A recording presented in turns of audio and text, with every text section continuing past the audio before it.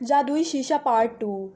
اس لیے وہ جلدی جلدی وہاں سے واپس بھاگ آئی۔ بونے جب اپنے کام سے واپس آئے تو انہوں نے دیکھا کہ ہما بے ہوش پڑی تھی۔ ساتوں بونوں نے مل کر شہزادی کے گلے سے ربن کھولا۔ ربن کھلتے ہی اس کا سانس بحال ہوا اور وہ اٹھ بیٹھی۔ بونوں کے پوچھنے پر اس نے تمام واقعہ کہہ سنایا اور ان کا کہنا نہ ماننے پر معذرت بھی کی۔ بونوں نے کہا کہ دیکھو، آئندہ اچھی طرح یاد رکھنا اور ہماری غیر موجودگی میں کسی کو بھی اندر نہ آنے دینا۔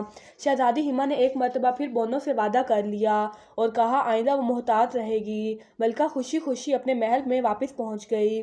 دوسرے روز ملکہ نے شیشے سے وہی سوال کیا۔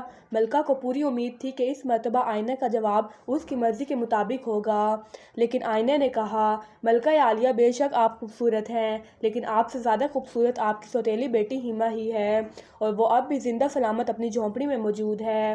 اس مرتبہ ملکہ نے فروٹ بیچنے والی عورت کا بھیس بدلا اور جنگل میں جا پہنچی۔ جھونپڑی کے قریب پہنچ کر اس نے آواز دی، خوبصورت میٹھے سیب لے لو۔ ہما نے سیب دیکھے تو اس کو بہت پسند آئے۔ اسے بونوں کی ہدایت یاد آئی تو اس نے سوچا کہ اگر میں اس بڑھیا سے سیب لے لوں تو بونوں کو کیا پتہ چلے گا۔ یہ سوچ کر اس نے بوڑھی عورت کو قریب بلایا۔ عورت نے ایک خوبصورت سرخ سیب اس کو دیتے ہوئے کہا، یہ سب سے خوش ذائقہ ہے۔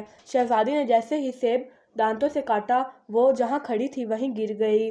بوڑھی عورت یعنی ملکہ نے اسے اچھی طرح دیکھا اور جب اطمینان ہو گیا کہ وہ مر گئی ہے تو اپنے محل کی طرف واپس آ گئی۔ شام کو جب بونے واپس آئے تو انہوں نے دیکھا کہ شہزادی ہما مردہ حالت میں پڑی ہے۔ بونے بہت اداس ہوئے۔ انہوں نے ہما کو ایک خوبصورت تابوت میں رکھ دیا اور روزانہ اس کے گرد بیٹھنے لگے، کیونکہ وہ ہما سے بہت محبت کرنے لگے تھے اور کسی بھی طرح اسے کھونا نہیں چاہتے تھے۔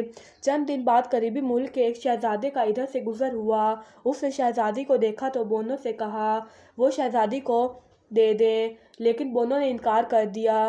شہزادہ بہت اصرار کرتا رہا کہ وہ شہزادی کو لے کر ہی جائے گا، کیونکہ اس سے محبت ہو گئی تھی۔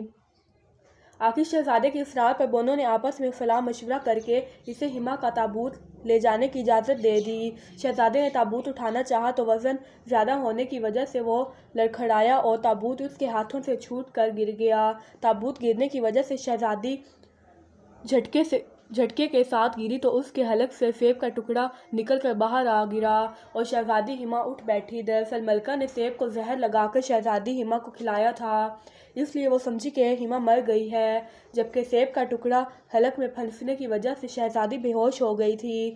شہزادی ہما کو اٹھتے دیکھ کر ساتوں بونے بہت خوش ہوئے۔ شہزادے نے فوراً شہزادی سے شادی کی خواہش